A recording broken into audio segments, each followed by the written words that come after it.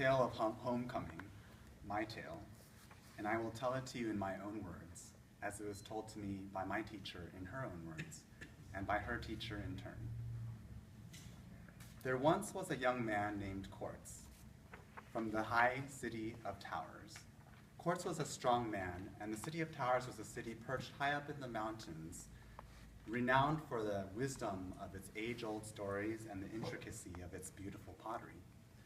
Quartz lived at the edge of the frosted lake, an immense body of water that spanned the horizon, eternally shrouded by a heavy white fog.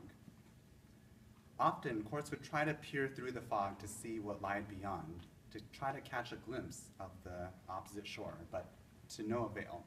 Neither he nor anyone else could ever see beyond the puffy white cloud that held the lake in eternal thrall. Quartz was betrothed to the most beautiful maiden in the city of Towers. Her name was Jade, and her talent in pottery was only surpassed by her mastery of storytelling. One day, Jade was approached by the high speaker of the city and offered to be an apprentice. This was an honor beyond imagination, as it meant that one day Jade herself would become the high speaker, presiding over the Hall of Stories, imparting her wisdom from generations of stories upon others, and speaking with a neutrality that would require her never to have a husband or any children of her own. Because of that, Jade declined the offer, an act that was unheard of. But it was because, above all, she valued even greater her love for Quartz. It was a love that was all-consuming and beyond reason. But Quartz felt differently. He was not ready to settle down yet with Jade and to give her children. He was naive and restless and yearned for adventure. One day, in the morning of a spring day, Quartz approached her and proclaimed, "I shall be embarking on a pilgrimage across the frosted lake, and in accordance with our traditions, the ties of our engagement shall be suspended, and they will only resume upon my eventual return someday in the future."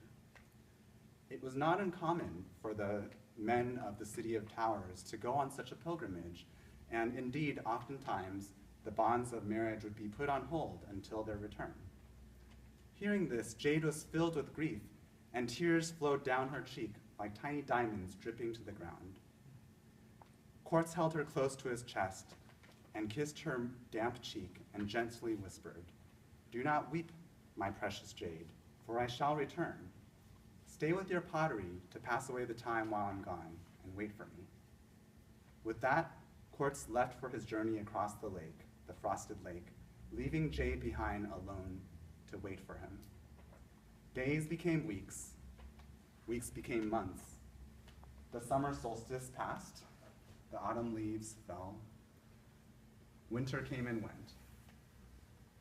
Many years went by, and indeed, Quartz had some marvelous adventures exploring the empire of caverns that dotted the opposite shore. But by and by, he grew restless again and found himself yearning for home, yearning for Jade. And one day, he finally realized that yes, he loved Jade, and he was ready now to marry her. With that, he therefore turned around and began the lengthy journey back home to the city of Towers. More time passed, and after a while, he finally returned home and sought out the gray stone tower where Jade's family once lived. Looking inside, he could not find anyone, though. Speaking to some neighbors, he quickly discovered that after many, many years of waiting for him, Jade had accepted the offer of apprenticeship from the high speaker. And after the last frigid winter, with the high speaker's passing, she herself had become the new speaker of the city of Towers. Hearing this, Quartz was furious, and he stormed out, heading to the highest spire in the city, the Hall of Stories. And there within, he encountered Jade. "Why did you not wait for me like I asked you to?" he demanded. Jade looked up from her work, but didn't respond. Instead, she silently turned around, retrieved a dusty, wrapped package from a stone shelf behind her, and handed it to Quartz. He opened up the package to find inside a delicately etched jade urn that was crumbling all over and had cracked into 2 pieces. "What is this?" And why did you not wait for me? He demanded again. Answer me. Jade closed her eyes, took in a deep breath, and slowly exhaled, and finally spoke. Over 20 winters ago, when you had left for your pilgrimage, I made this urn for you. It was meant to be my wedding gift to you, a symbol of my love and devotion. But after years and years of waiting for you, I came to realize that you did not love me the way that I loved you. And to live forever hoping blindly otherwise would mean death. But I came back, cried the Quartz. I want to marry you now. Jade simply nodded at the broken urn in his hands and continued. Like a delicate vase, love can be fragile, and without tender care, it will break into two. With that, she turned around, never to speak to Quartz again. And it was then that Quartz came to learn that years ago, like the broken urn that he held, Jade's love for him also had broken into two.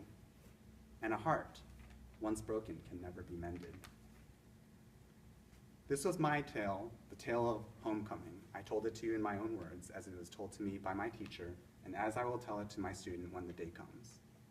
Thank you, Mr. Toastmaster.